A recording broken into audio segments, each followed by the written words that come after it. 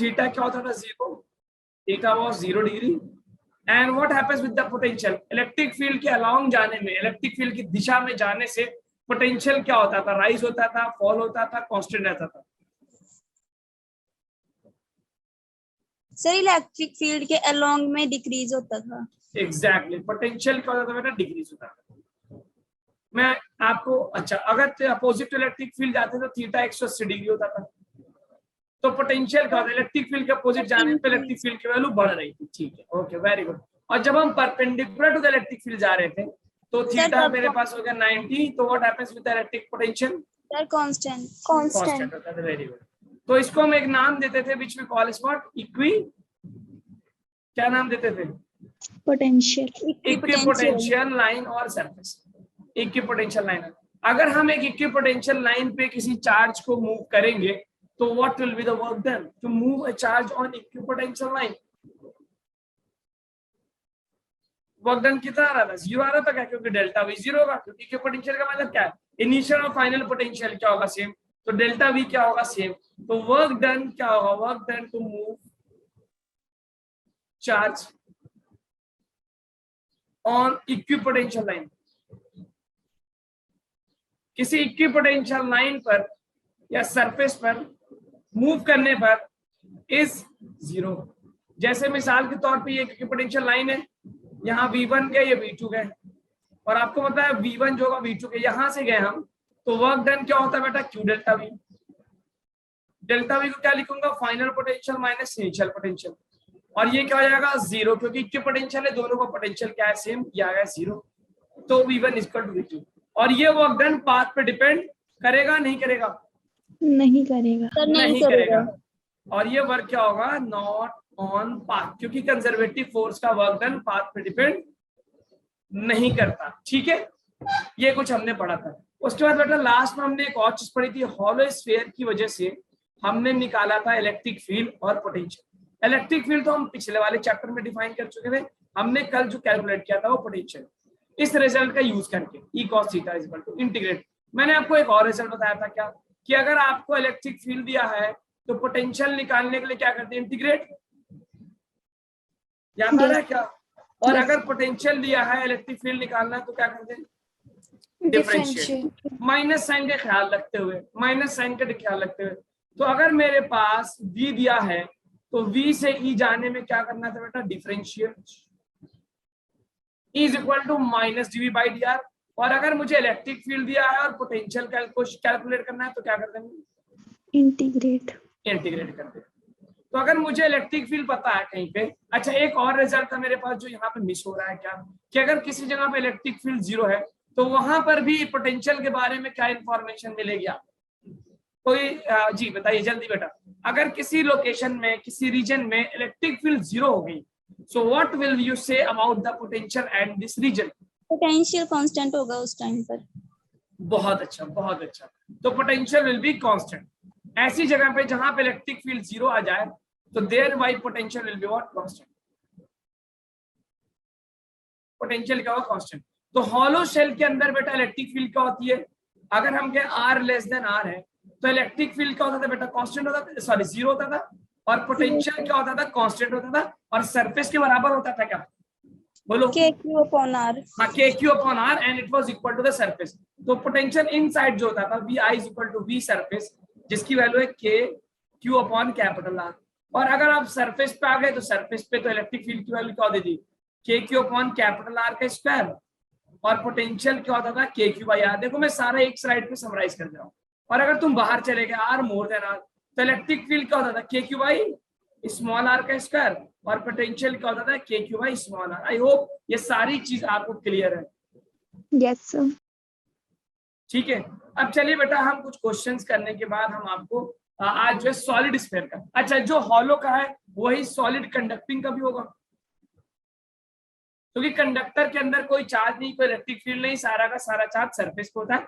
तो solid conducting sphere का behaviour हूबहू बिल्कुल सेम वैसा ही होता है जैसा कि हॉलो स्फीयर का होता है। Yes sir. ठीक है, ये मैंने पूरे कल के लेक्चर को एक स्लाइड में 5 मिनट में आपको समराइज कर दिया। अगर आप इसको नोट करना चाहे तो बेटा नोट कर लीजिए, बहुत फायदेमंद चीज है ये। आपका एक लेक्चर में मैंने पूरे 1.25 घंटे को समराइज कर दिया। अगर आप नोट कर रहे हैं तो बताइए, वरना मैं आगे बढ़ जाऊंगा। कर रहे नोट। ठीक है, कट कर लो कर लो कर लो।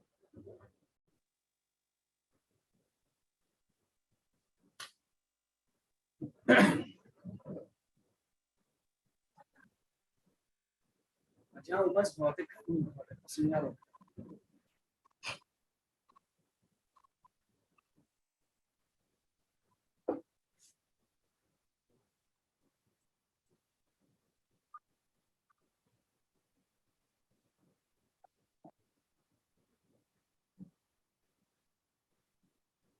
जब आप नोट कर ले तो मुझे बता दीजिएगा ताकि मैं आगे बढ़ जाऊँ। यस। ठीक है चलिए। अब देखिए, आगे बढ़ने से पहले हम आपको एक क्वेश्चन दे रहे हैं। हमने आपसे बताया था कि इनफाइनाइट चार्ज शीट की वजह से इलेक्ट्रिक फील्ड जो होती है वो यूनिफॉर्म होती है, और उसका फॉर्मूला होता है sigma by epsilon naught. Sigma क्या होता है? Charge density which is equal to Q upon A, charge upon area. उस कंसेप्ट पे बेस्ड एक प्रॉब्लम आपके सामने दिया हुआ है, इसको सॉल्व करिए और मुझे आंसर बताइए।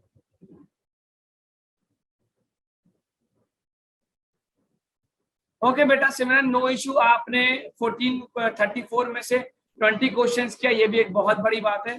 और आप यकीन रखिए कि आप फ्यूचर में जब आप रिवाइज करेंगी, आप जब दोबारा आएंगी तो आप ये 14 क्वेश्चन भी कर ले आएंगे। देखिए, किसी भी पैकेज का या क्वेश्चन बुक का पर्पज ये नहीं कि आप उसको एक ही बार में कर लो।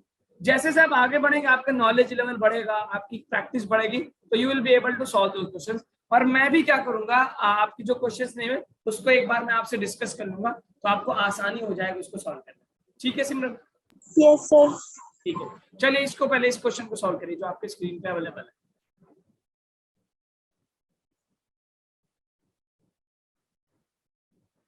लार्ज कंडक्टिंग शीट्स दे रखा है, एबीसीडी पॉइंट्स है, कह रहा बताओ इलेक्ट्रिक फील्ड क्या होगा। अब पहचानना बेटा, पॉजिटिव चार्ज से इलेक्ट्रिक फील्ड बाहर की तरफ जाता है, नेगेटिव चार्ज इलेक्ट्रिक फील्ड अपनी अंदर के अपनी तरफ खींचता है। तो किसी पॉइंट को पकड़ो और चार्ज शीट की वजह से इलेक्ट्रिक फील्ड यूनिफॉर्म होता है, पैरेलल लाइंस होती हैं।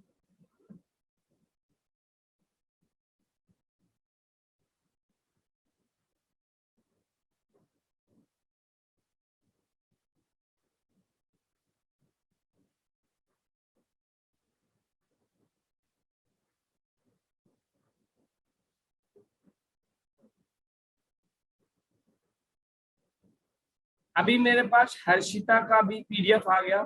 हर्षिता, सिमरन और डिम्पल, मानसी और राधिका गुप्ता, ये 4 पीडीएफ मेरे पास अवेलेबल है।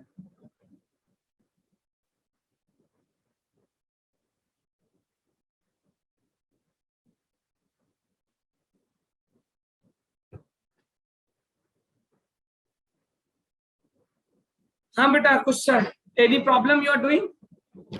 Yes sir. आप प्लेट का एरिया ए मान लें। Let us assume the area of the plate to be A. A मान लेते हैं, ए प्लेट का एरिया क्या है? ए। अगर हम इधर से देखें, इसको थोड़ा बगल से करके देखें, तो लेट अस अज्यूम कि ये जो एरिया है, ये एरिया जो है ए के बराबर। एंड सरफेस चार्ज सिग्मा जो होता है वो क्यू बाई ए होता है। सो सर मैंने भी भेजा है कल शाम में को पीडीएफ। ओके, किसको भेजा बेटा आपने? आकाश, मुझे भेजा है या फिर कोऑर्डिनेटर को भेजा? सर कोऑर्डिनेटर को। मेरे पास तो भी नहीं आया। अच्छा अच्छा, ठीक है ठीक है, आ गया आकाश का भी है। आपने इमेज भेजी है क्या? Yes sir. अच्छा अच्छा अच्छा, तभी वो कई सारे फाइल है। ओके ठीक है, कोई बात नहीं। अच्छा होता अगर आप उस इमेज को पीडीएफ बना देते, क्योंकि मैं एक बार में स्क्रॉल करके चेक करूंगा। ठीक है, कोई बात नहीं, मैं देख लूंगा। जो डाउट्स है ना, मैं उसको एक दिन क्लास में इसको डाउट्स को जरूर टेक ऑन कर लूंगा। अब देखिए, पॉइंट नंबर कह रहा है Q-2। अब हम जरा देखते हैं पॉइंट नंबर ए पे इलेक्ट्रिक फील्ड। तो देखो क्या ए की जो पहले नंबर चार्ज क्यू क्या पॉजिटिव, तो पॉजिटिव की वजह से इलेक्ट्रिक फील्ड बाहर की तरफ कितना? Sigma by epsilon naught. तो सिग्मा को मैं क्या Q by A epsilon naught लिख सकता हूँ? Sorry, sigma by 2 epsilon naught होता है ना, sigma by 2 epsilon naught, 2 epsilon naught. Am I right? अच्छा, अब ये नेगेटिव वाला इलेक्ट्रिक फील्ड अपनी तरफ खींचता है, तो अंदर की तरफ चला गया कितना? सिग्मा। सिग्मा मतलब चार्ज अपॉन एरिया, तो चार्ज कितना? 2Q upon area into 2 epsilon nought. और एक +3 क्या करेगा, अपने से दूर फेंकेगा electric field. Point number A पे बात कर रहा हूं, अपने से दूर की तरफ electric field is out of the positive charge. ये कितना होगा, sigma epsilon, sigma upon 2 epsilon nought, और सिग्मा क्या है, चार्ज अपॉन एरिया। तो 3q हो गया चार्ज, एरिया हो गया ए अपॉन 2 एप्सिलॉन नॉट, ये आ गया। अब जरा इन सबको जोड़ो तुम, क्या होगा, दो चार्ज, दो तो एक डायरेक्शन में और एक अपोजिट है, तो 3 + 1 4 - 2, तो क्या ये बन जाएगा 3 1 4 में से 2 गया 2q upon 2 epsilon nought. Are you getting this, q by epsilon nought, A पर q by epsilon nought, exactly, very good. किस डायरेक्शन क्या होगा, and the direction will be left और राइट, लेफ्ट, ठीक है, लेफ्ट की तरफ। इसी तरह आप बी पे निकाल सकते हैं, इसी तरह आप सी पे निकाल लीजिए, इसी तरह डी पे। चारों पॉइंट्स पे आप देख लीजिए कि ईबी कह रहा है, दीक्षांत कह रहा है सर बी पे 0 है। चलिए देख लेते हैं, बी पे मैं देखता हूं कितना है 0, बी वाला मैं बाहर जरा यहां निकाल के देखता हूं। तो पॉजिटिव की तरफ से ऐसे गया q by 2 epsilon not, negative वाला अपनी तरफ खींचेगा तो ये हो जाएगा 2q अपॉन 2 एप्सिलॉन नॉट, और ये 3q वाला पॉजिटिव लेफ्ट की तरफ फेंकेगा, अपने से दूर की तरफ थ्रो करेगा इलेक्ट्रिक फील्ड। ये आ गया 3q upon 2 epsilon nought, exactly, बिल्कुल सही। कौन बोल रहा था, Dikshant is correct, it is going to be 0 because right side में q + 2q 3q और एक लेफ्ट साइड में 3q, तो टोटल कितना आ गया 0। तो I will get electric field B पे कितना आ गया, 0 आ गया। क्या इसी तरह आप सी और डी पे कैलकुलेट कर सकते हैं क्या? यस आप सर। बस ये देख लीजिए किसकी वजह से राइट है, किसकी वजह से लेफ्ट है। जो सेम डायरेक्शन में उसको ऐड कर देना है, जो अपोजिट डायरेक्शन में उसको सब्ट्रैक्ट कर देना है। आई होप अब ये सी और डी पॉइंट आप कैलकुलेट कर लेंगे। ठीक है, मैं आगे बढ़ता हूँ, बहुत छोटा सवाल था, नॉट अ डिफिकल्ट प्रॉब्लम। तो इसी तरह आप ईसी और ईडी निकाल लीजिएगा। ठीक है, चलिए मैं आगे बढ़ रहा हूँ, इसको आप नोट कर लीजिएगा। अब देखिए आपके पास मैं क्वेश्चन दे रहा हूँ, नीट 2013 में पूछा हुआ प्रॉब्लम है। देखिए बहुत ही आसान क्वेश्चन है, टेल मी द आंसर। कह रहा है अच्छा ये एक यूनिफॉर्म इलेक्ट्रिक फील्ड है, क्योंकि पैरेलल लाइन से, पैरेलल का मतलब क्या होता है, यूनिफॉर्म इलेक्ट्रिक फील्ड, और इधर से जा रहा है, इसका मतलब इधर पॉजिटिव होगा, इधर नेगेटिव होगा। चलिए मुझे इसका आंसर बताइए, what is the answer. Okay दीक्षांत, अब आप इस वाले क्वेश्चन पे आ जाइए। कह रहा है कि इलेक्ट्रिक पोटेंशियल के बारे में 3 पॉइंट्स दे रखे हैं, ए बी और C. What is the relation between their potential, किसका पोटेंशियल ज्यादा है, किसका कम है, कौन 0 है, व्हाट इज द, अभी मैंने आपको शुरू में ही बिल्कुल थ्योरी डिस्कस। चलिए सोच के बताइए क्या पढ़ा है आपने इलेक्ट्रिक फील्ड और पोटेंशियल के बारे में, क्या रिलेशन।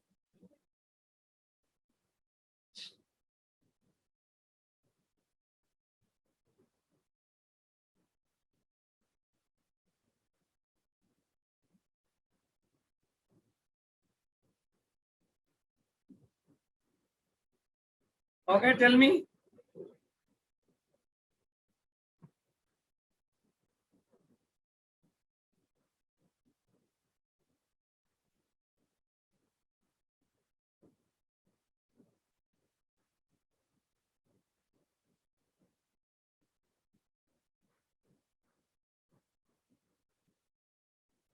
अभी आपने बिल्कुल शुरू में देखा था बेटा कि अगर हम इलेक्ट्रिक फील्ड के अलोंग जाते हैं तो क्या होता है, इलेक्ट्रिक फील्ड के परपेंडिकुलर चलते हैं तो क्या होता है, इलेक्ट्रिक फील्ड के अपोजिट जाते हैं तो क्या होता है।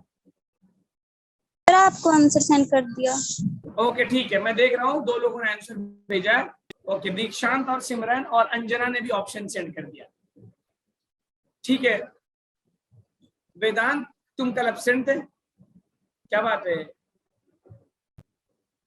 मैक्सिमम एट बी, ओके, मैं नो द रीजन प्लीज।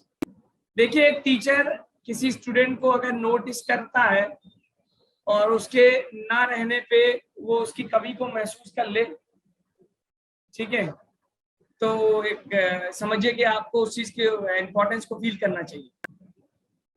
आकाश का बी आ रहा है और यशपाल का बी, कुछ लोग कह रहे हैं सेम होगा सर। ऑप्शन सिमरन का 3 आ रहा है। ठीक है, देखिए बेटा हमने क्या डिस्कस किया, अगर मैं इन द डायरेक्शन ऑफ फील्ड चलता हूँ, अलोंग इलेक्ट्रिक फील्ड चलने पे व्हाट हैपेंस, पोटेंशियल डिक्रीजेस और इंक्रीजेस। बिल्कुल कल जो ये रिलेशन हमने दिया है E cos theta is equal to -dV upon dr, वहां से जब हमने निकाला था कि along electric field what happens, along electric field, अगर इलेक्ट्रिक फील्ड की दिशा में हम आगे बढ़ेंगे तो पोटेंशियल क्या होता है बेटा, डिक्रीज होता है। तो अगर मैं इलेक्ट्रिक फील्ड के डायरेक्शन में चल रहा हूं तो बी का सबसे ज्यादा होगा, फिर सी का उससे कम होगा और फिर ए का सबसे कम होगा। ठीक है, तो इसका मतलब मैंने से तो पोटेंशियल ऑफ बी मैक्सिमम होगा, फिर उसके बाद सी होगा, फिर उसके बाद ए होगा। तो ऑप्शन के पहला तो गलत हो गया, मैक्सिमम गलत हो गया, तो मैक्सिमम कहां पे होगा? बी पे होगा। एग्जैक्टली कौन कौन बी दे रहा है? Yes, Kashish is there, Mansi there, Shubham is there. At B सबसे ज्यादा। Simran, electric field is directed along decreasing potential. बिल्कुल, ये लाइन देखिए कितनी इंपॉर्टेंट लाइन लिखी है सिमरन ने कि electric field is directed along the direction of decreasing potential. ये आप लोग भी रिपीट कर सकते हैं। सलमान रिपीट कर दो। ओह वेदांत, अब रिपीट नहीं करूंगा, ये कल तो मैंने पूरा लेक्चर इसी पे दिया है। आपने क्लास मिस की, चाहे आपने जानकर की या फिर अनजाने में की, तो सर अभी ये वाला बहुत से स्टूडेंट, ठीक है, ये वाला क्वेश्चन तो हमें स्कूल में करवाया था, इसलिए इसका सोल्यूशन पता था। ओके, अच्छी बात है, बहुत अच्छा है। तो देखिए ये तो अच्छी बात होगी ना कि आपको कोई चीज रिवाइज होगी। जब आप किसी चीज को रिवाइज करते हैं तो परमानेंट स्टोर हो जाता है। ठीक है, तो इट्स अ गुड थिंग। अब इस तरह और क्वेश्चन हम कराएंगे। तो चलिए एक और क्वेश्चन देते हैं हम जरा। अगर हम ये बोलते हैं कि electric field uniform electric field है हमारे पास, ये यूनिफॉर्म इलेक्ट्रिक फील्ड है, और हम ये 4-5 पॉइंट दे देंगे। मान लो ये पॉइंट नंबर 1 है, ये पॉइंट नंबर 2 है। अच्छा चलो इसको छोड़ो, ये मैं एक बढ़िया सा प्रॉब्लम फ्रेम करता हूँ। चलो ये एक्स वाई जेड देते ना, X Y Z, X Y Z, X axis Y axis Z axis, और इलेक्ट्रिक फील्ड जो मुझे दे रखा है वो दे रखा है 20 आई कैप न्यूटन पर कूलम। इसका मतलब इलेक्ट्रिक फील्ड किस डायरेक्शन में? एक्स एक्सिस के अलॉन्ग है और कांस्टेंट है। और क्या बेटा? कांस्टेंट। ठीक है, अब कह रहा है एक पॉइंट ए है, एक पॉइंट ए है which is at point A का कांस्टेंट डायमेंशन है 1, 2, 3, और पॉइंट बी जो है वो है 2, 2, 3, और पॉइंट सी जो है वो है आपके पास और ये पॉइंट ये 2, 2, 4। अब आप मुझे बताइए कि किसका पोटेंशियल सबसे ज्यादा होगा? पॉइंट ए का, पॉइंट बी का, पॉइंट सी का। किस पॉइंट का पोटेंशियल सबसे ज्यादा होगा?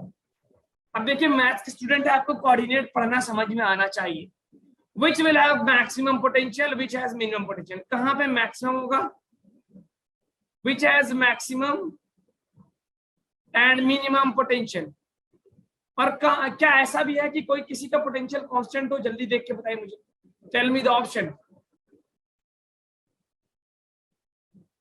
एट ए मैक्सिमम, ठीक है, ओके, शुभम का आंसर आ रहा है। Let me check.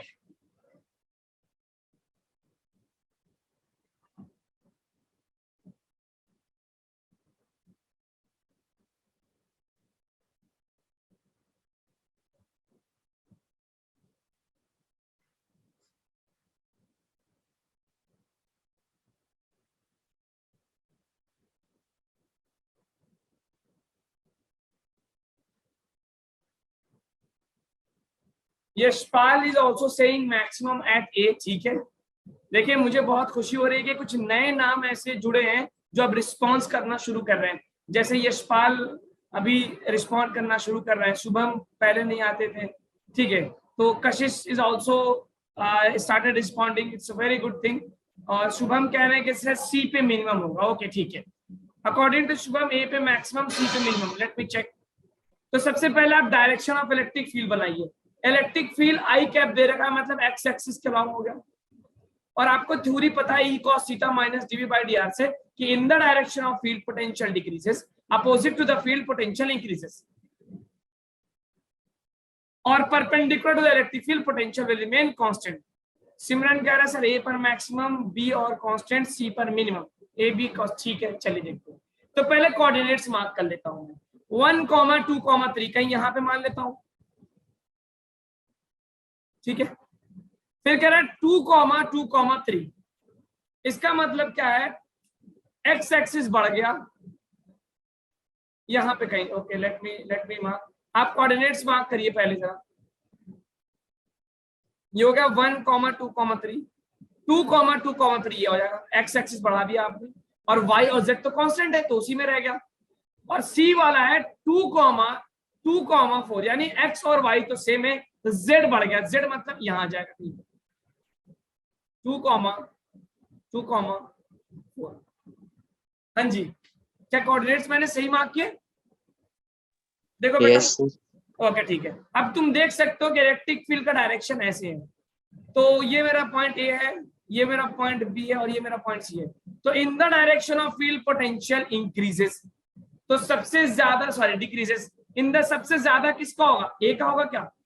Yes sir, एक यस एग्जैक्टली, तो बी ए क्या हो गया सबसे ज्यादा,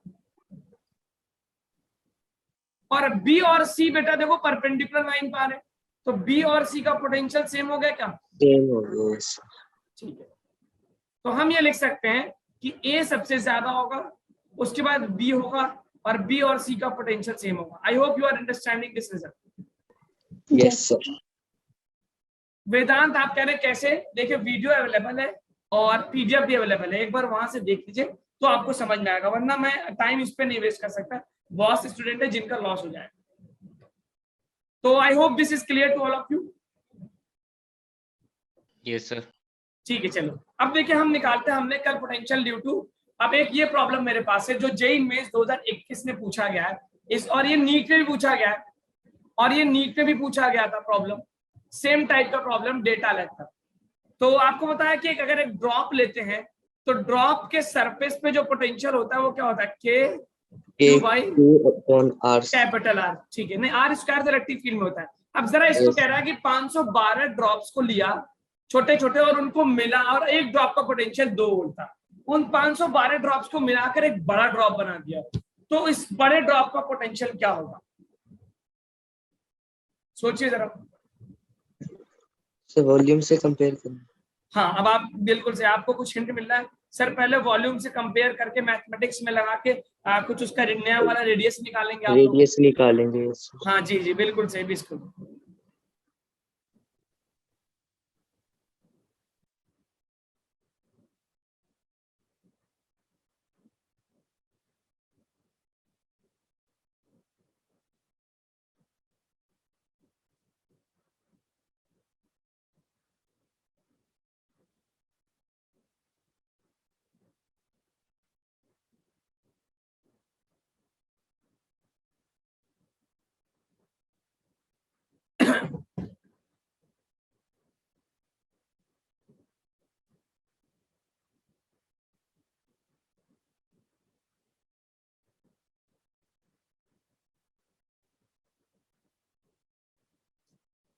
तो सबसे पहले आप टोटल नया वाला देखो, चार्ज भी तो बढ़ जाएगा जब आप सारे ड्रॉप्स को जोड़ोगे, तो चार्ज भी तो ऐड होगा।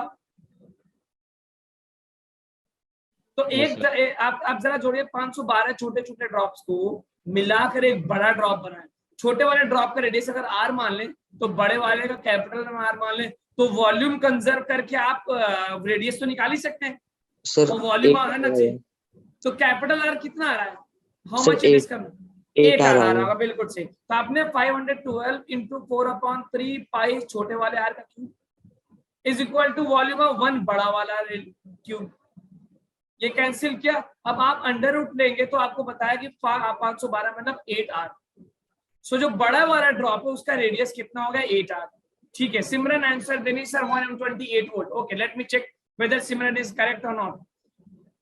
अब देखो बेटा, लेकिन अगर छोटे वाले पे चार्ज क्यू है, छोटे वाले पे, तो इस पे टोटल 512 क्यू हो जाएगा। 512 क्यू। Yes sir. अब बस आप लगा दो, तो इट विल बी बड़े वाले का पोटेंशियल में वी डैश मान लेता हूँ के, क्यू की जगह क्या रख दो 512 क्यू, और रेडियस कैपिटल आर की जगह मैं क्या रख दूं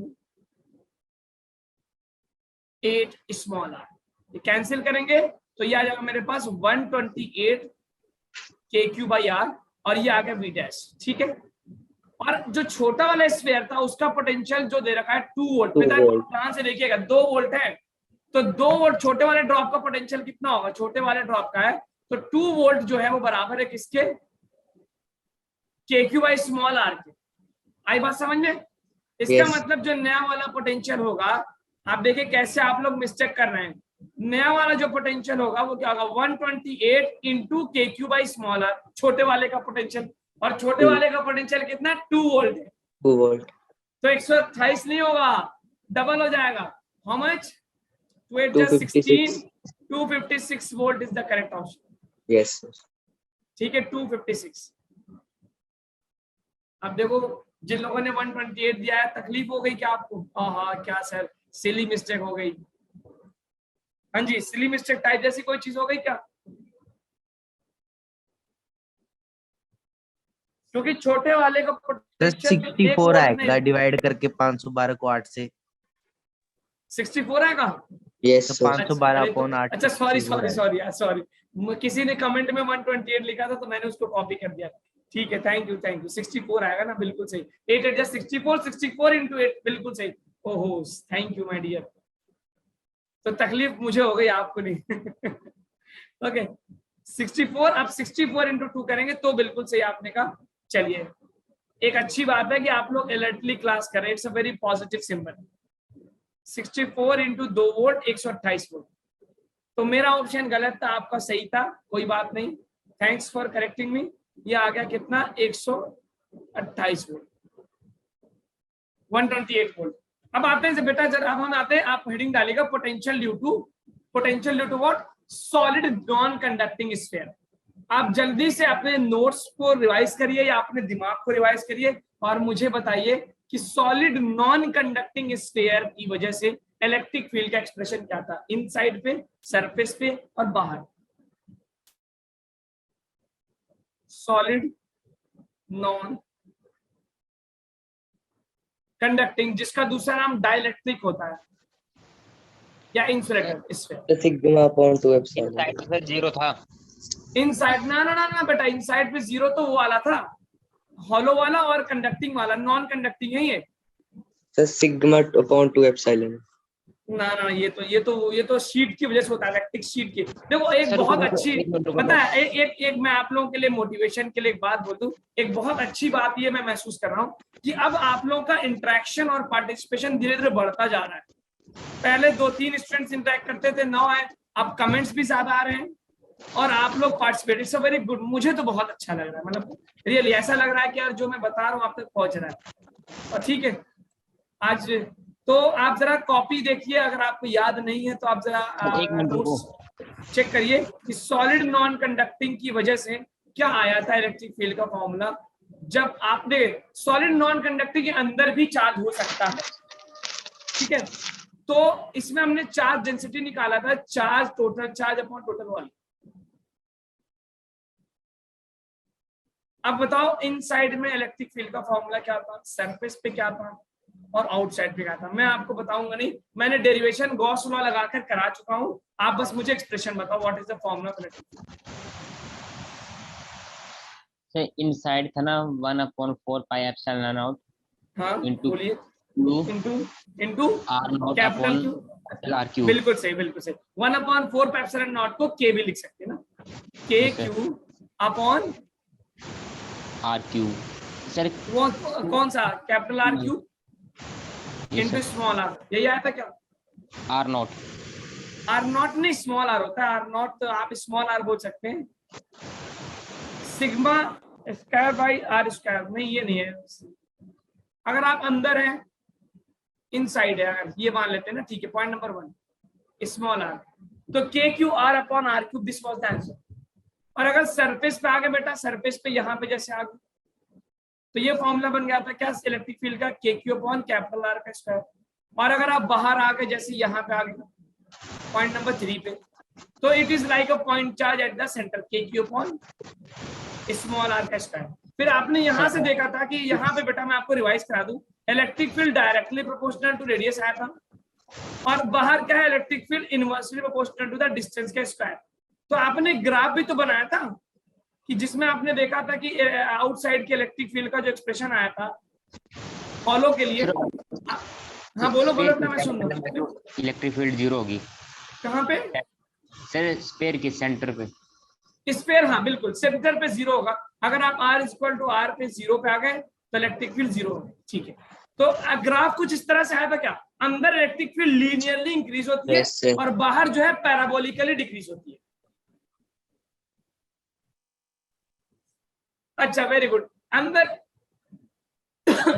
अंदर एक और फॉर्मूला आता है जिसको आप चार्ज डेंसिटी के फॉर्म में लिखते हैं, जो कि वेदांत ने कमेंट किया है। सर आप इसको ये भी लिख सकते हैं, इसको हम आमतौर पे ये भी लिखते हैं क्या, रो आर अपॉन 3 एप्सिलॉन नॉट भी लिखते हैं। तो ये इलेक्ट्रिक फील्ड का फॉर्मूला है, हमने गॉस लॉसेस को डिराइव किया था। अगर आप भूल गए तो लेक्चर देख लीजिए या तो अपने नोट्स को रिवाइज कर लीजिए। ठीक है बेटा? Yes sir. चलिए अब हम देखिए, अगर मुझे इलेक्ट्रिक Yes, फील्ड sir. पता है तो पोटेंशियल निकालना हो तो क्या करते हैं? Integrated differentiate. सोच के जल्दी बताओ। अब मुझे इलेक्ट्रिक फील्ड तो मैंने कैलकुलेट कर लिया गॉस लॉ से, अब पोटेंशियल पता करना है कि इनसाइड में पोटेंशियल क्या होगा, सरफेस में पोटेंशियल क्या होगा, बाहर क्या होगा पोटेंशियल। तो what is the formula, how will you find that? Integrate करें डिफरेंशिएट? क्या कर दे? इंटीग्रेट, माइनस साइन का ख्याल रखते हुए। Yes. Yes sir. आप इंटीग्रेट करेंगे इलेक्ट्रिक फील्ड को तो आपको पोटेंशियल का रिजल्ट आ जाएगा। मैं इंटीग्रेट नहीं करने जा रहा हूं, आप डायरेक्ट इसको इंटीग्रेट करके मैं आपको सीधा, तो याद रखिएगा integrate electric field to get potential. आप इस इलेक्ट्रिक फील्ड को इंटीग्रेट कर देंगे तो क्या मिल जाएगा आपको? To get potential.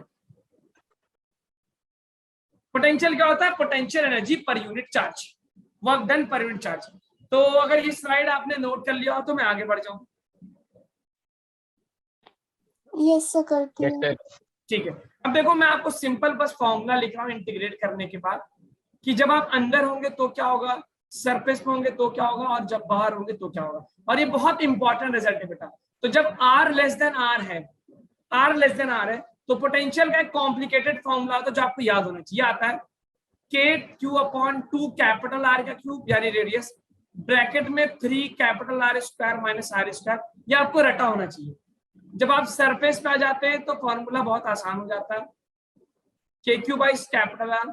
और जब आप बाहर आ जाते हैं तो फॉर्मूला फिर से आसान हो जाता है, क्या?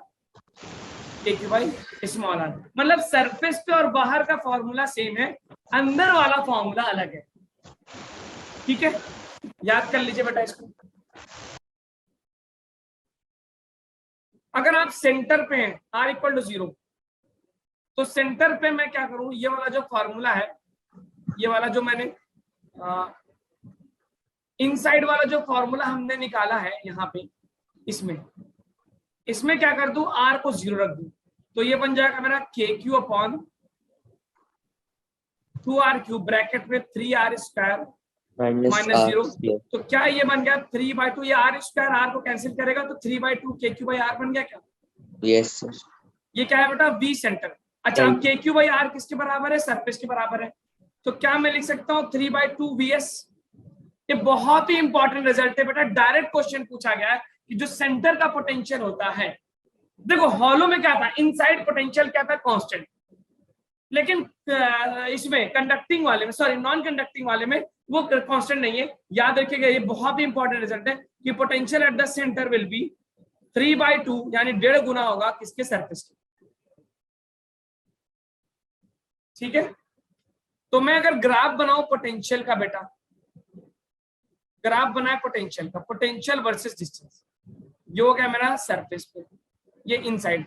तो सेंटर पे पोटेंशियल, मान लो ये सरफेस वाला पोटेंशियल हो गया, और यहाँ पे क्या रख दिया मैंने? वी सेंटर वाला।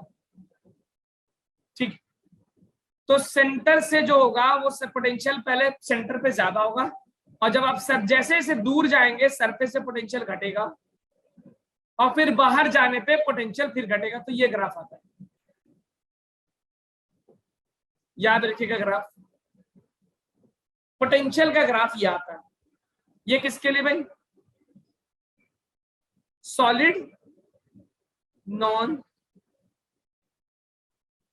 कंडक्टिंग के। इलेक्ट्रिक फील्ड का ग्राफ मैंने पीछे बना दिया बेटा, सॉलिड नॉन कंडक्टिंग का, ये सॉलिड नॉन कंडक्टिंग का। ये दोनों ग्राफ आप एक जगह बना लो ताकि आपको याद रहे कि सॉलिड नॉन कंडक्टिंग का इलेक्ट्रिक फील्ड का ग्राफ कैसा आया था, और सॉलिड नॉन कंडक्टिंग का V0 क्या होगा? 1/5, 1.5 गुना होता है सरफेस का।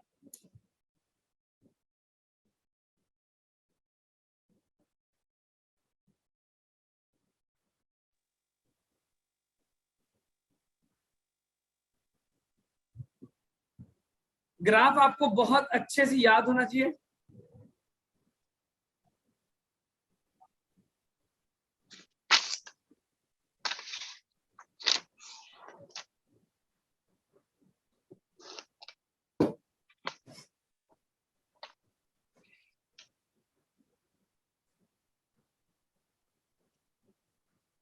तो उससे ठीक है बेटा, समझ में आया क्या? Yes sir. अब देखिए Yes, मैं sir. आपको अगली स्लाइड पे मैं आपको इलेक्ट्रिक फील्ड और पोटेंशियल। सर वीएस क्या है? वीएस क्या है बेटा? वीएस कोई बताया क्या है, जरा बताना। कोई स्टूडेंट पूछ रहा है वीएस क्या है? Potential at surface.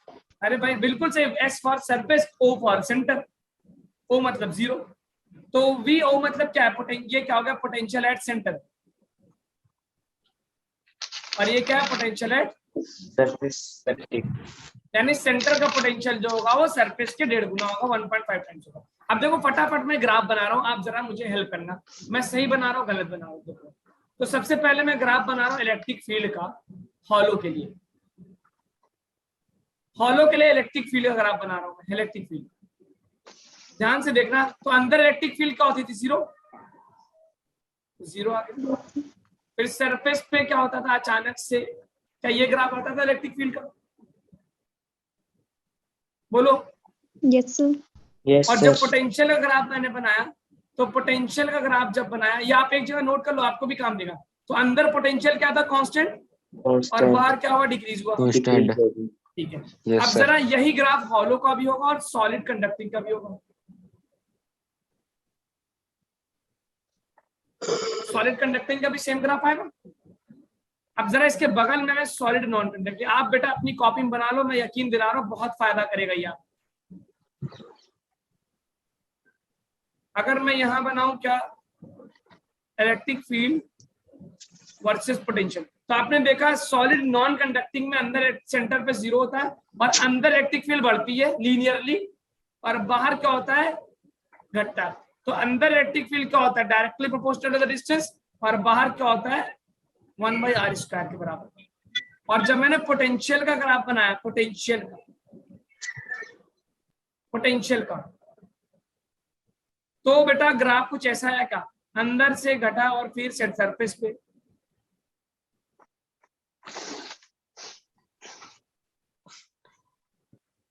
ये चारों ग्राफ आपको समझ में आ गए होंगे आई होप, और याद भी हो गए होंगे।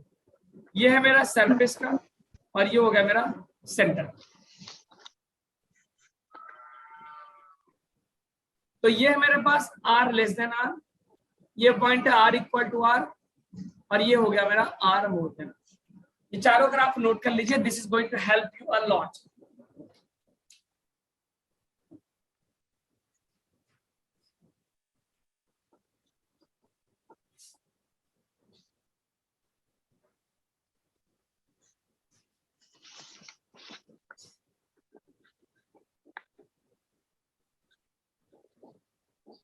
सर नोट्स कहां पर मिलेंगे? गूगल ड्राइव पे नोट्स तो मैं फॉरन क्लास के जस्ट बाद में अपलोड करता हूँ। अपलोड करने के बाद मैं लैपटॉप को छोड़ता हूँ। कोऑर्डिनेटर से बात करिए और उनसे पता करिए कि सर गूगल नोट्स मुझे कहाँ मिलेंगे, वहां से अरेंज करिए नोट्स। तो आई होप आपने चारों ग्राफ बना लिया होगा। Yes sir. चलिए भाई क्वेश्चन दे रहा Yes, हूँ। sir. कह रहा है कि हॉलो स्फीयर है। कैसा है? हॉलो। हॉलो स्फीयर है। चार्ज कितना दे दिया इस हॉलो स्फीयर पे? क्यों? और रेडियस कितना है? आर। कह रहा है कि इस charge Q, small Q is taken from center to surface। मान लो किसी तरीके से एक चार्ज सेंटर से सरफेस गया, तो वर्क डन कितना होगा? जल्दी बताओ, कितना वर्क करना पड़ेगा अगर मैं उसको सेंटर से उठाकर सरफेस पे ले जाऊं? स्मॉल क्यू चार्ज को एक हॉलो स्फीयर के सेंटर से उठाकर सरफेस पे ले गया, तो what will be the work done to do this? अब वर्क डन का फॉर्मूला मैं बहुत बार बता चुका हूं। इसको चार्ज क्यू दिया, रेडियस आर। चलो कैलकुलेट करो।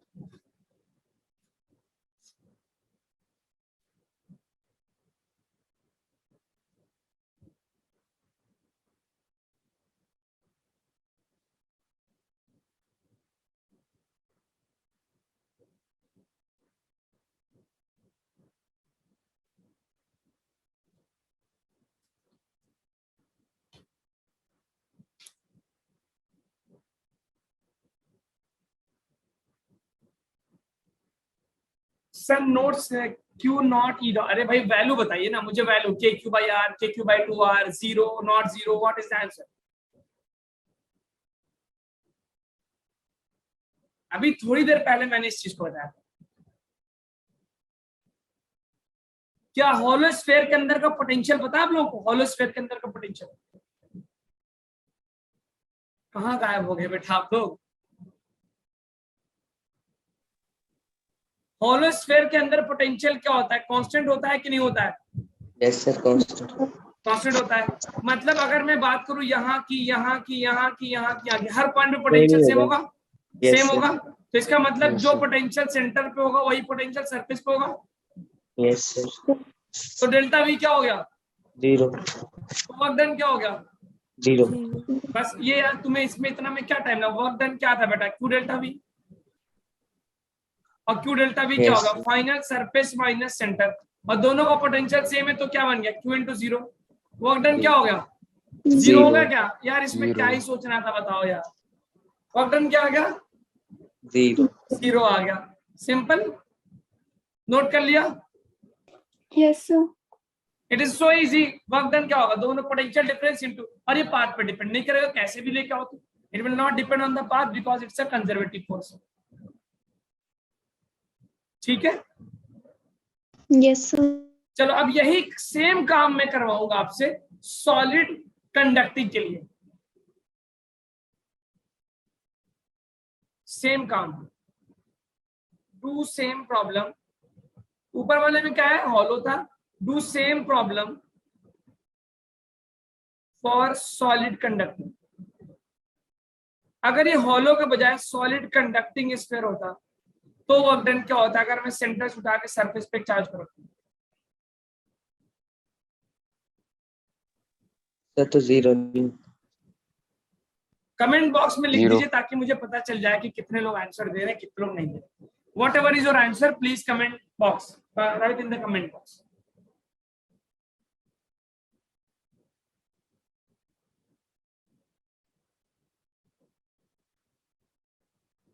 ठीक है, आकाश डिम्पल, आकाश बता सकते हो बेटा जीरो कैसे है आपका? आपका आंसर सही है, बिल्कुल सही है। Can you explain to the class how you got zero? Akash are you here? Yes, sir. बताइए जरा आपको कैसे जीरो हुआ? बिल्कुल, आप शर्माओ मत यार, लड़की थोड़ी हो। अब तो लड़की का लड़का, शर्माना तो जब एक जेन्युइन चीज है उसमें शर्माने की क्या बात है? जीरो। बहुत से सर ये स्टूडेंट ने बिल्कुल, कांस्टेंट, हाँ बोलो बोलो, बिल्कुल सही। कांस्टेंट, क्यों? कांस्टेंट है ना Constant? सर? क्या कांस्टेंट है? Yes, नाम sir. लीजिए, क्या चीज कांस्टेंट है? What is constant? मतलब सर ये क्यू से, क्यू सरफेस से। हाँ, सेंटर से सरफेस पे जब गया तो Yes, कांस्टेंट sir. है। क्या चीज कांस्टेंट है बताइए? उसका मास कांस्टेंट है, क्या चीज? What is constant?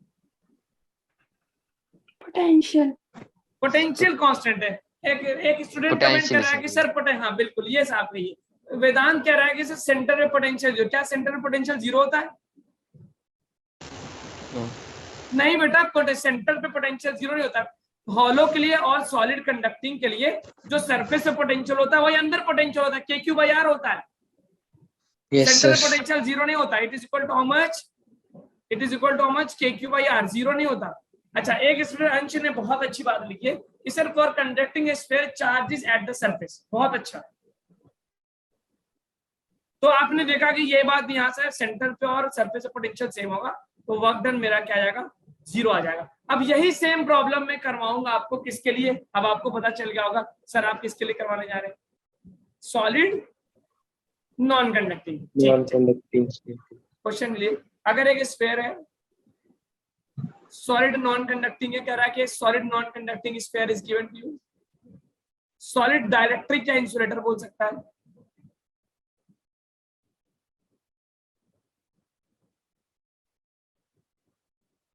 और कह रहा है इसमें चार्ज कितना दे दिया मैंने? चार्ज पूरे बॉडी पे रहेगा, आप सिर्फ सरफेस पे नहीं का। चार्ज क्यू है और रेडियस दे रखा है आर। अब कह रहा है मैंने सेंटर से उठाकर सरफेस पे क्यू चार्ज रखा। वही same problem, a charge q taken from centre to surface, तो वर्क डन कितना करना पड़ेगा?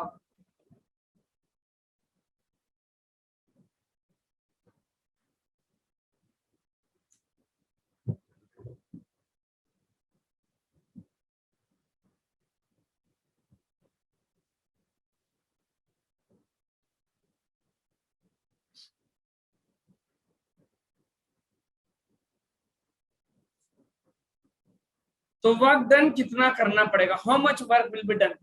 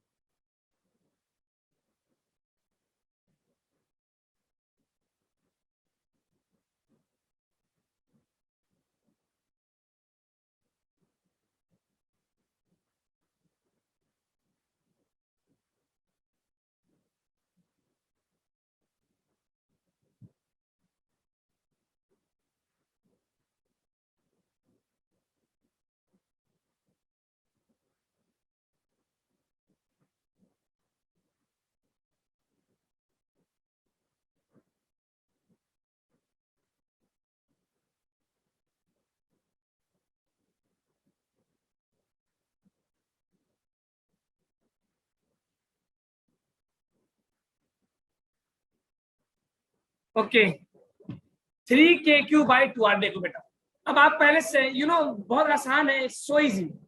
वर्क डन क्या होगा? वर्क डन बराबर होगा किसके? Q डेल्टा V पे। डेल्टा V क्या लिख दिया मैंने? V surface minus V centre. ठीक है, अब तुम्हें पता है कि सरफेस का जो पोटेंशियल होता है वो होता है KQ/R, और जो सेंटर का पोटेंशियल होता है वो हमने पीछे निकाला कि 3/2 टाइम्स ऑफ सरफेस, मतलब कितना होगा? 3/2 टाइम्स ऑफ KQ/R। ओके, अब आप सब्ट्रैक्ट कर दो और आपको आंसर मिल जाएगा। तो work done will be equal to K, V surface कितना हो गया? KQ/R capital R minus 3/2 KQ/2R। आप इसमें एलसीएम ले लो 2R को नीचे, ये बन जाएगा minus KQ। So I will get minus KQ/2R। अब देखो बेटा, वर्क डन क्या है? नेगेटिव। वर्क डन नेगेटिव होने का मतलब क्या है? एनर्जी इंक्रीज हुई, डिक्रीज हुई, क्या हुआ? What happens? So decrease. Decrease का मतलब एनर्जी रिलीज होगी, यानी जब वो सेंटर से सरफेस की तरफ जाएगा तो energy will be, energy release होगा, क्योंकि हाई पोटेंशियल से लो पोटेंशियल की तरफ गया है तो एनर्जी क्या होगा? डिक्रीज होगा, रिलीज होगा। It means it is moving from an area of high potential to the area of low potential. किसी हाई पोटेंशियल से लो पोटेंशियल पॉइंट पर वो जा रहा है,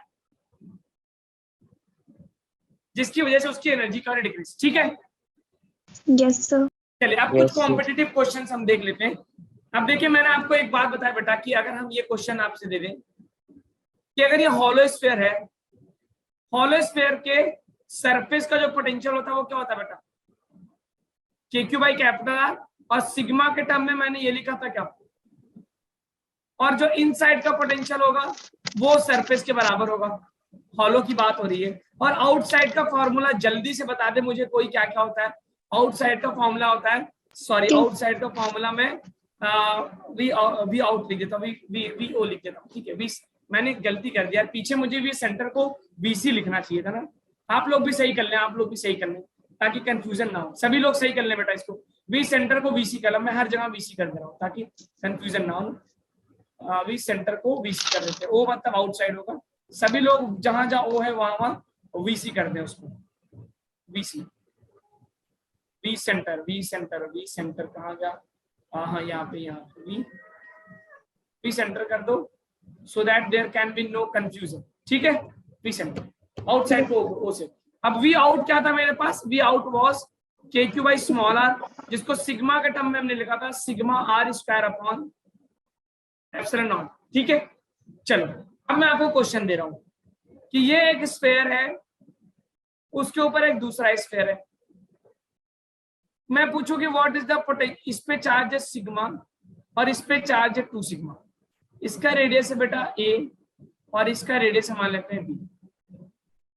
ये रहा पॉइंट नंबर 2। तो मुझसे पूछा जाए what is the potential at 1 and what is the potential at 2। 1 और 2 पे पोटेंशियल बताओ। तो एक प्रॉब्लम मैं पहले आपको करवा देता हूँ। एक प्रॉब्लम क्या करता हूँ बेटा, मैं सॉल्व करवा देता हूँ। अगर मैं पॉइंट नंबर 1 की बात करूं तो स्फीयर के अंदर है कि बाहर है? सर अंदर। बोलो बेटा, अंदर है। स्फीयर 1 और अंदर है तो इसका मतलब ये वाला फॉर्मूला लग जाएगा, sigma r epsilon naught. Yes. तो सिग्मा आर रेडियस कितना बेटा a अपॉन एप्सिलॉन नॉट, और ये स्फीयर 2 के भी अंदर है। स्फीयर इसका मतलब सिग्मा कितना 2 सिग्मा अपॉन रेडियस। रेडियस कितना है बाहर वाले स्फीयर का, रेडियस कितना होगा b अपॉन एप्सिलॉन नॉट। कितने लोग को समझ में आया पॉइंट 1 का पोटेंशियल? Yes, sir. ठीक है, समझ में आया क्या बेटा? ठीक है। Yes. अब मैं मान लेता हूं पॉइंट जो Yes, sir. सी है, जो पॉइंट सी है, ये पॉइंट नंबर 2 जो है उसका डिस्टेंस है सी। पॉइंट 2 का डिस्टेंस कितना है सी। सभी लोग पहले डायग्राम को कॉपी कर लें, सभी लोग डायग्राम को कॉपी कर लें। पॉइंट 1 जो था वो अंदर था, पॉइंट 1 जो था बेटा वो कहां पे था? अंदर था, दोनों स्फीयर के अंदर था। डायग्राम कॉपी हो गया। और पॉइंट जो 2 जो है वो क्या है, स्फीयर 1 के बाहर है और स्फीयर 2 के अंदर है। और एक पॉइंट नंबर 3 ले लेता हूं यहाँ पे, जो कि दोनों स्फीयर के बाहर है। अगर आप ये क्वेश्चन समझ जाएंगे तो बिलीव में बहुत बड़े बड़े प्रॉब्लम आप कर लेंगे। पॉइंट नंबर 3 जो है बेटा वो कहां पे है? इसका डिस्टेंस डी मान लेता हूं, दोनों स्फीयर के बाहर है। अब पॉइंट नंबर 2 जो है वो किसके बाहर है बेटा? बोलो ना। पॉइंट नंबर 2 1 के बाहर है क्या? Yes, sir. तो 1 के लिए बाहर वाला फॉर्मूला लगा दूं, आउटसाइड वाला, Yes, आउटसाइड sir. वाला फॉर्मूला।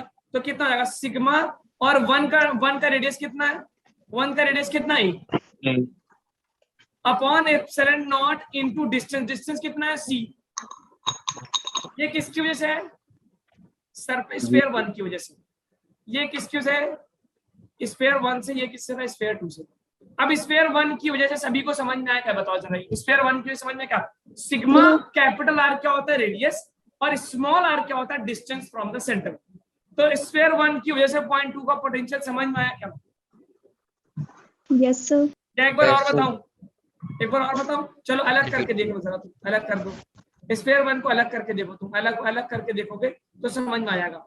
ये अलग करके देखा मैंने जब, तो ये रहा मेरे पास पॉइंट सी और इसका रेडियस कितना है ए। तो जब मैं आउटसाइड का पोटेंशियल निकालता हूं तो फॉर्मूला यहाँ दे रखा है, सभी लोग देखो, ये फॉर्मूला यहाँ पे दे रखा है। क्या formula? Sigma r square. R क्या है? Radius upon epsilon naught. Small r, small r क्या है बेटा? डिस्टेंस है। स्मॉल आर क्या है? डिस्टेंस होता है उस पॉइंट का सेंटर से। तो मैं यहाँ पे लिखूंगा तो सिग्मा कैपिटल आर मतलब radius upon small epsilon naught. Small r क्या हो गया? डिस्टेंस। डिस्टेंस क्या है? सी है। Yes, समझ में आ sir. गई बात?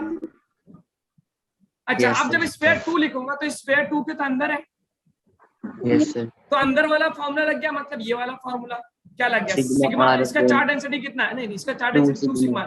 Sigma. 2 sigma into radius. Radius कितना है बड़े वाले का? b upon Yes, sir. B upon upon epsilon. epsilon. क्या ये एक्सप्रेशन समझ में आया? Yes, sir. ठीक है, चलो। अब जब तुमसे पूछूं पोटेंशियल, ये क्या होगा? स्फीयर 2 की वजह से। अगर मैं आपसे पूछूं पॉइंट नंबर 3, तो आप देख रहे होंगे कि पॉइंट नंबर 3 दोनों के बाहर है। Yes, point sir. नंबर 3 क्या बेटा? दोनों के बाहर है। तो इसका तो मतलब भी- पॉइंट 3 में दोनों के लिए आउटसाइड वाला फॉर्मूला लगा दो। Yes, sir. पॉइंट 3 में दोनों का आउटसाइड वाला फॉर्मूला आप लगा के चेक बनाओ, और मैं चेक करता हूँ बाद में।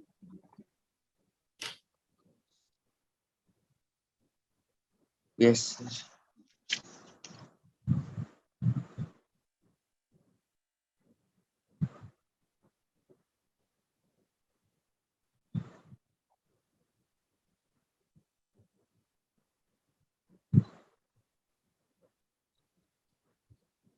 तो आप स्फीयर 1 से आउटसाइड का फॉर्मूला लगाओ। आउटसाइड से फॉर्मूला क्या है? Sigma into radius. रेडियस कितना? a। नीचे क्या होगा? Epsilon not. क्या मल्टीप्लाई इंटू इंटू C. सी C. कैसे होगा? अरे मेरे भाई 0.3 की बात कर रहा हूँ, 0.3 का डिस्टेंस डी है, D. Yes. 0.3 का डिस्टेंस कितना है? डी है, a by d, is this right? Sir, A square. Sorry, very good very good, बहुत अच्छा बहुत अच्छा, thank you. A square plus, अब मैं अगर बात करूं 0.3 का स्क्वायर 2 की वजह से, ये तो मेरा स्क्वायर 1 की वजह से आ गया, Sir, 2 sigma 2 sigma, very good, into into B radius square का स्क्वायर, वेरी गुड, बी का square upon upon epsilon not epsilon into- naught into D. अरे वाह, मजा आ गई, क्या बात है। अब कितना कॉम्प्लेक्स प्रॉब्लम आसान लगने लगा क्या? Yes, sir. Yes. ठीक है, चलिए नोट करिए, फिर हम और प्रॉब्लम करते हैं। नोट कर लिया बेटा? Yes, sir. ठीक है,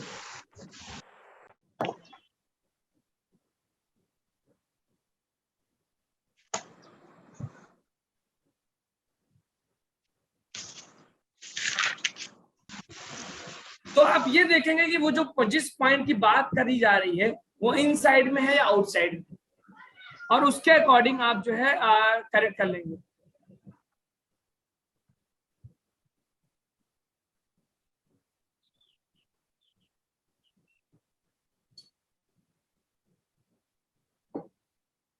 चलो एक क्वेश्चन देता हूं, फिर मैं जेई मेंस का प्रॉब्लम कराऊंगा तुमको, ठीक है? अभी हमारे पास 10 मिनट बचे हुए हैं, सभी लोग एनर्जी के साथ बैठे रहिए और देखिए। चलो एक क्वेश्चन देता हूं, सभी ने नोट कर लिया क्या बेटा? पीछे वाला था स्लाइड, ये स्लाइड नोट हो जाओ। Yes, sir. Yes, sir. ये हमने लिखा किसका? हॉलो का, हॉलो। अब ये दे रहा हूं मैं आपको एक छोटा स्फीयर सिग्मा का, और ये दे रहा हूं एक बड़ा स्फीयर दे रहा हूं कितने का?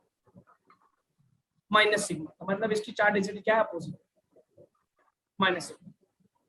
और इसका रेडियस दे रहा हूं मैं r, और बड़े वाले का रेडियस दे रहा हूं 2r। तुम मुझे बताओ कि पोटेंशियल कहाँ हो, क्या होगा इस पे? पॉइंट, ये पॉइंट जो है, इस पॉइंट को P को मान लो, जिसका डिस्टेंस है 1.5, पोटेंशियल एट P कैलकुलेट करो, बहुत ध्यान से, सुकून से देखो किसका अंदर है किसका बाहर है। पोटेंशियल एट P पे निकालो पोटेंशियल। अब P किसके बाहर है? स्फीयर 1 मान लो इसको तुम, और इसको मान लो स्फीयर 2।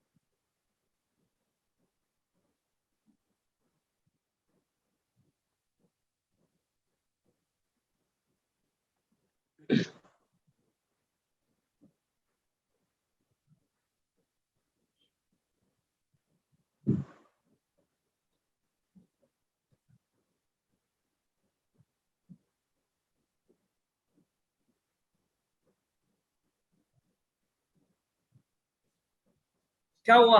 पहचान पाए किसके अंदर है किसके बाहर है? Yes, sir. तो जिसके अंदर है उसके लिए अंदर वाला फॉर्मूला, जिसके बाहर है उसके लिए बाहर वाला formula.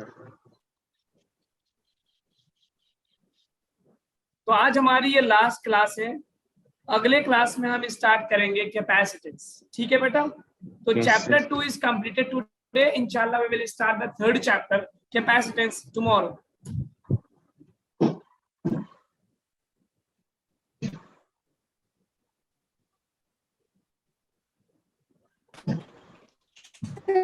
-4/3 sigma r epsilon naught over Okay, epsilon ठीक। naught. फिर से बोलिए, मैं सुन नहीं पाया, क्या बोला आपने? Sir, -4/3 -4/3 sigma r over हाँ r upon sigma. Epsilon naught. ठीक है यार, Yes, sir. -4/3 ठीक है। Sigma r square upon epsilon naught 1.5 upon, ठीक है, एप्सिलॉन नॉट को मैं आपने, ठीक है, थोड़ा सा टिपिकल है इसको लिखना, मैं आपको देके चलिए मेरे साथ आप मैच करिएगा जरा ऑप्शन को। ठीक है, मेरे साथ मैच करिएगा। आप सभी ने कर लिया? मैं आ जाऊं या अभी मैदान में उतरूं मैं, या अभी आप लोग वेट करवा रहे हैं? चलिए, एक स्टूडेंट और ने, शुभम ने दिया -5/3 sigma r upon epsilon naught. यार शुभम का आंसर आ रहा है sigma r square. Komal r square तो नहीं आएगा, मुझे नहीं लगता आर स्क्वायर आएगा। कोमल आप चेक करिए जरा अपना आंसर। फाइनल समराइज करेंगे तो बेटा देखो, पहले पी पे आ जाता हूं मैं, फिर मुझे एक टॉपिक और कंप्लीट करना है। लेकिन आज की क्लास बहुत मजा आया मुझे, बहुत इंटरेक्टिव थी।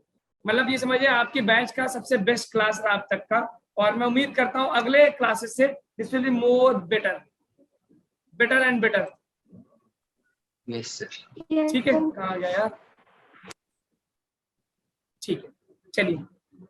तो पी पे जब हम देखेंगे तो पहले स्फीयर 1 से निकालते। देखिए स्फीयर 1 आउटसाइड है, तो आउटसाइड वाला फॉर्मूला लगाऊंगा तो सिग्मा रेडियस के square upon epsilon naught into small r. Small r क्या होता है? डिस्टेंस। Yes, sir. ठीक है, प्लस अब जब स्फीयर 2 देख रहा हूं, स्फीयर 2 के अंदर है, अंदर कौन सा formula? Sigma r upon epsilon naught. Sigma कौन सा? Minus sigma into radius. Radius कितना है इसका? 2r है, अपॉन एप्सिलॉन नॉट। बस आप इसको सिंपलीफाई कर दो और आपका आंसर मिल जाएगा। ये r इसको कैंसिल करेगा, आई will get sigma r upon 1.5 epsilon not minus 2 sigma r upon epsilon not. हो गया। अब तुम चाहे नीचे एलसीएम ले लो 1.5 सिग्मा एप्सिलॉन नॉट, तो ये मिल जाएगा मुझे सिग्मा r माइनस या 1.5 से मल्टीप्लाई करूंगा तो 3 आ जाएगा, 3 सिग्मा r, जो कि बन गया 1 - 3 -2 sigma capital R upon 1.5 epsilon naught. तो 2 को मैं कैंसिल करूंगा तो -20/15। Okay, sigma R bye epsilon not. ये जो पहला आंसर दिया था किसने दिया था? 4/3 वाला। Yes, she is correct. 5 4 जा 5 3 जा। कौन था भाई? नाम जान जाऊं मैं, क्या नाम है आपका? Okay, let me see your name. Sigma. Seema, very good, बहुत अच्छा। तो Seema. -4/3 sigma r by epsilon naught. देखिए बहुत बड़ी बात होती है बेटा एग्जैक्ट आंसर निकाल लेना। देखो एक तो होता है समझ में आ जाना, एक होता है समझने के बाद टूटा फूटा कर लेना, एक होता है एग्जैक्ट आंसर तक पहुंच जाना। दैट इसका मतलब that involves a lot of concept. Mathematics भी इन्वॉल्व होती है उसमें, प्रेजेंस ऑफ माइंड भी इन्वॉल्व होता है, बहुत सारी चीजें इन्वॉल्व होती हैं ऐसा करने में। ठीक है, तो चलिए आज की क्लास यहीं पे हम खत्म करते हैं, because your next class is going to be started. ठीक है, तो हम जो है अगली क्लास में स्टार्ट करेंगे इलेक्ट्रोस्टैटिक, सॉरी कैपेसिटेंस स्टार्ट करेंगे, और ये लेक्चर हम चलाएंगे 3 दिन तक। देखिए मेरी बात, तो नेक्स्ट मंडे में हमारा 4 लेक्चर्स होंगे एक वीक में। मैं आपको ओवरव्यू दे दूं, ये नोट कर लिएगा सभी लोगों ने? Yes. ये रहा स्फीयर 1 का, ये रहा स्फीयर 2। जिन लोगों ने किया है वो देख ले बेटा कि कहाँ गलती हुई, और जिन्होंने नहीं किया वो देख ले कि कैसे मुझे करना चाहिए। Okay, noted down. तो मैंने 4 5 से 20 कर दी। अच्छा, 4 5 या 20, ठीक है, जो भी हुआ 4 की वजह 5 लिख दिया था।